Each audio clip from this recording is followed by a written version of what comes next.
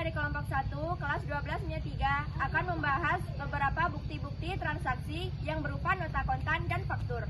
Perkenalkan, nama saya Dea Zahratul Jannah dan perkenalan ini akan dilanjutkan oleh teman saya yang berada di sebelah kiri. Perkenalkan, nama saya Miftah Huda. Perkenalkan, nama saya Triana Putri. Perkenalkan, nama saya Nesaria Desa Fitri. Perkenalkan, nama saya Dea Ananda. Perkenalkan, nama saya Celinia Rania Astica. Perkenalkan, nama saya Rezina Putriyadi. Simak video berikut ini untuk mengetahui sekilas tentang nota kontan dan faktur yang termasuk ke dalam bukti transaksi eksternal. Bukti transaksi adalah dokumen asli yang merekam semua transaksi yang telah dilakukan dan juga menjadi dokumen awal transaksi bagi akuntan perusahaan untuk menyusun suatu laporan keuangan. Secara umum, jenis bukti transaksi terbagi menjadi dua, yakni bukti internal dan juga bukti eksternal. 1.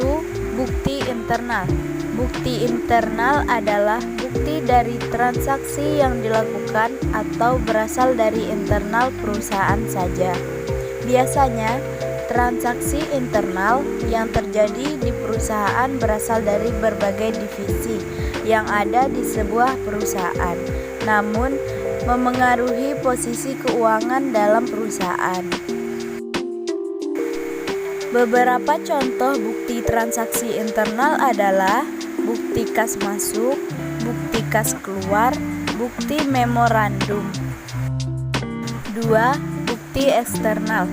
Bukti transaksi eksternal adalah bukti dari serangkaian transaksi eksternal yang terjalin oleh perusahaan dengan pihak lain, seperti pihak ketiga atau yang berada di luar perusahaan. Bukti eksternal dapat berasal dari transaksi jual beli, utang piutang, dan lain-lainnya. Contoh bukti eksternal antara lain 1. Nota kontan, 2. Faktur, 3. Nota kredit, 4. Nota debit, 5. Cek, 6. Kwitansi. Fungsi bukti transaksi. Setelah mengetahui jenis bukti transaksi, berikut ini adalah beberapa fungsi bukti transaksi antara lain 1. Menginformasikan pihak yang bertanggung jawab atas transaksi yang terjadi dan juga mempermudah melakukan konfirmasi kepada pihak tersebut. 2. Menjadi dokumen dasar untuk pencatatan keuangan dalam akuntansi. 3. Sebagai bukti atau rujukan karena memuat data informasi keuangannya. 4. Dapat meminimalisir kemungkinan kesalahan karena transaksi terekam dalam format tulisan. 5. Dapat menghindari duplikasi pada pengumpulan maupun pencatatan data keuangan. Nah, kali ini kami akan membahas tentang bukti transaksi eksternal bagian nota kontan dan faktur. A. Nota kontan. Nota kontan merupakan bukti transaksi pembayaran yang diberikan oleh pemilik usaha kepada pelanggannya. Dengan seperti ini, maka transaksi pun dapat diselesaikan tanpa harus menunggu jatuh tempo.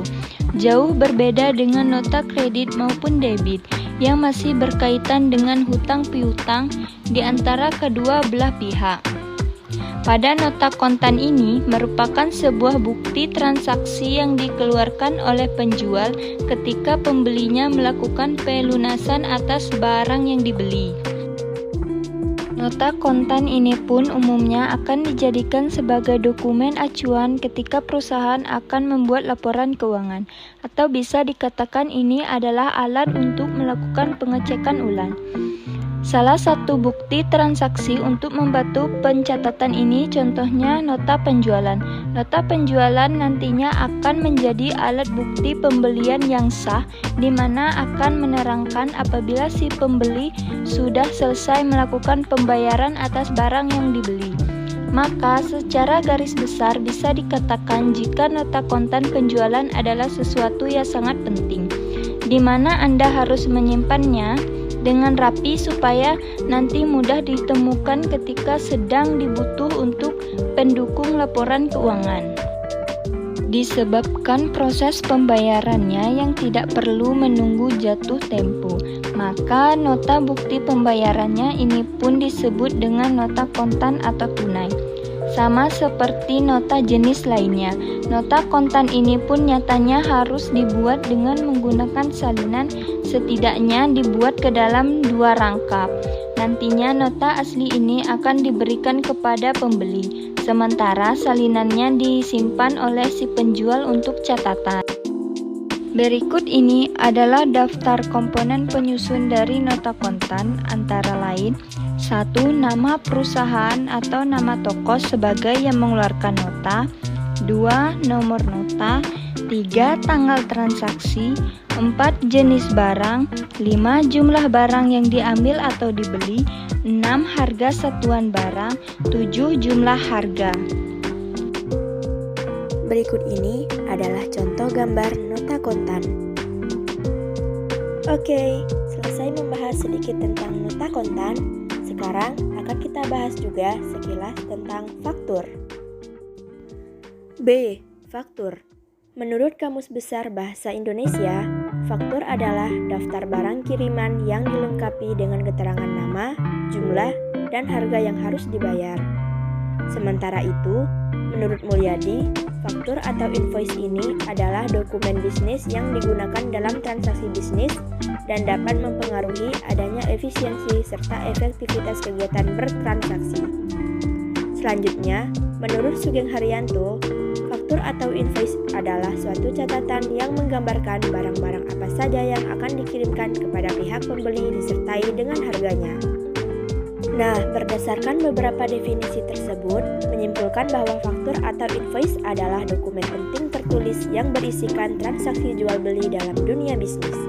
Biasanya, pembuatan faktur ini dalam bentuk rangkap 3. Rangkap pertama menjadi arsip perusahaan yang mempunyai sistem penjualan tersebut, rangkap kedua untuk pihak pembeli, sementara rangkap ketiga dapat dijadikan sebagai arsip keuangan. Komponen dasar faktur atau invoice. Yang pertama tertulis sebagai faktur, yang kedua nomor faktur, yang ketiga informasi penjual, yang keempat tanggal faktur, yang kelima ketentuan pembayaran, dan yang keenam rincian produk. Fungsi faktur dalam dunia bisnis. Yang pertama, sebagai bukti sah ketika hendak menambahkan transaksi ke dalam pembukuan keuangan. 2.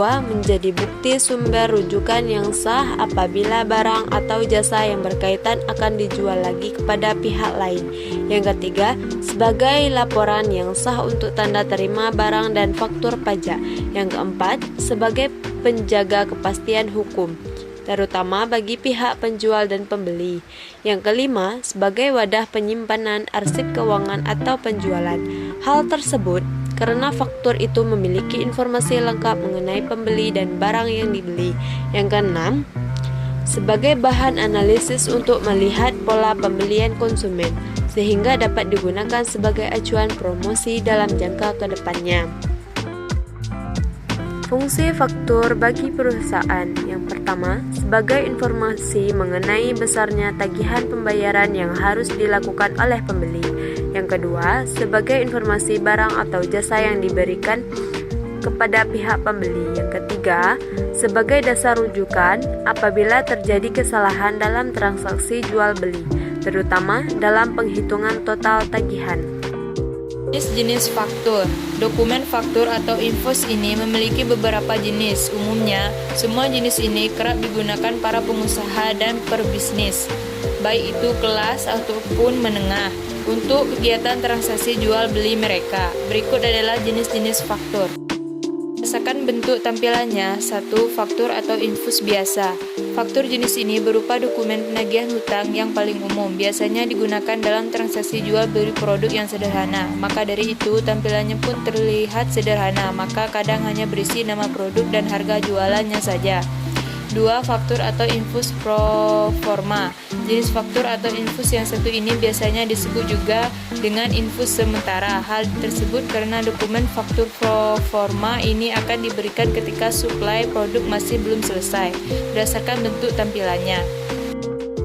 3. Faktur atau infus konsuler. Jenis faktur atau infus ini adalah yang paling eksklusif, sebab akan disertakan pula bukti transaksi jual beli kelas atas, yaitu antara negara.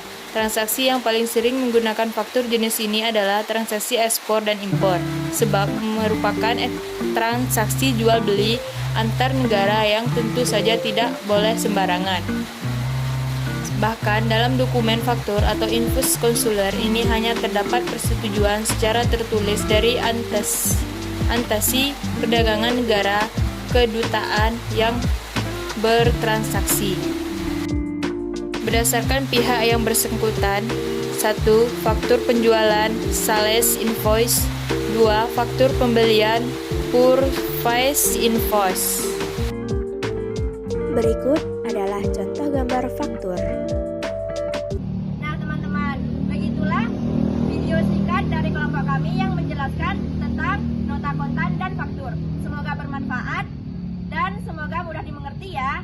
Sekian dari kami. Wassalamualaikum warahmatullahi wabarakatuh.